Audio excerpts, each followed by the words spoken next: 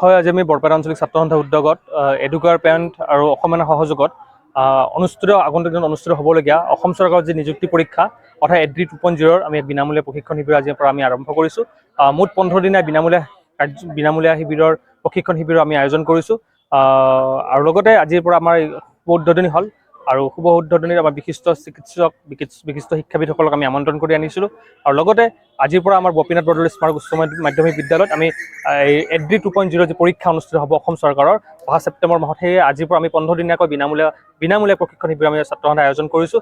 আৰু আজি বিভিন্ন অঞ্চলৰ পৰা বৰপেটা অঞ্চলৰ বিভিন্ন আশে পাশে ঠাইসমূহৰ পৰা বৰপেটাৰ বিভিন্ন ছাত্ৰ ছাত্ৰী আহি ইয়াতে যোগদান কৰিছে। আৰু আগন্তুক দিনতো যি আমাৰ 15 দিনীয়া বিনামূলীয়া প্ৰশিক্ষণ শিবিৰ আমি চলাই লৈ যাম। তাত আমি সকলো ছাত্ৰ ছাত্ৰী যিসমূহ ছাত্ৰ ছাত্ৰীয়ে অসম চৰকাৰৰ নিযুক্তি পৰীক্ষা এড্ৰি 2.0 দিব, তেওঁলোকক আমি এই আমাৰ বিনামূলীয়া প্ৰশিক্ষণ শিবিৰত আহি যোগদান হ'বলৈ অনুৰোধ জনাইছোঁ। কাৰণ আপোনালোক সকলোৱে জানে আমাৰ বিভিন্ন ছাত্ৰ ছাত্ৰীসকলে আজিকালি কোচিং যিহেতু আজিকালি ইউটিউবত হৈছে যদিও কিন্তু কিছুমান প্ৰেক্টিকেল কোচিঙৰ আমাৰ অভাৱ, আৰু সেয়ে আজি আমি ছাত্ৰ সন্থা অসম সেনা আৰু এডুকেয়াৰ পেৰেণ্টে আমি আজি লগ লাগি পেলাই আমাৰ ছাত্ৰ ছাত্ৰীসকলৰ বাবে আমি পৰীক্ষা আগমুহূৰ্তত আমি 15 দিনীয়া বিনামূলীয়া শিবিৰৰ আয়োজন কৰিছোঁ।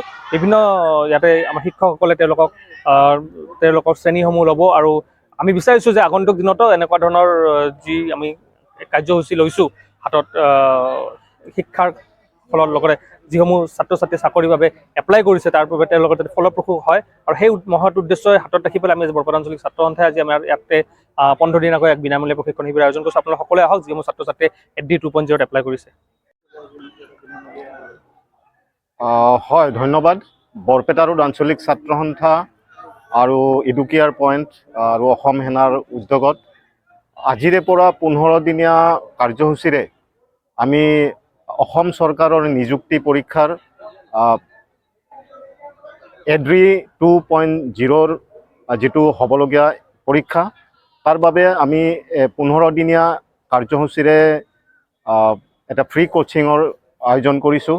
আৰু আমি ইয়াত আশা কৰোঁ যে আমাৰ যিখিনি ল'ৰা ছোৱালী আছে এই প্ৰশিক্ষণ শিবিৰৰ জৰিয়তে তেওঁলোকৰ বিশেষ সহায় হ'ব বুলি আমি আশাবাদী, আৰু ইয়াতে এটা শৈক্ষিক পৰিৱেশ সৃষ্টি হ'ব বুলি আশাবাদী। ধন্যবাদ।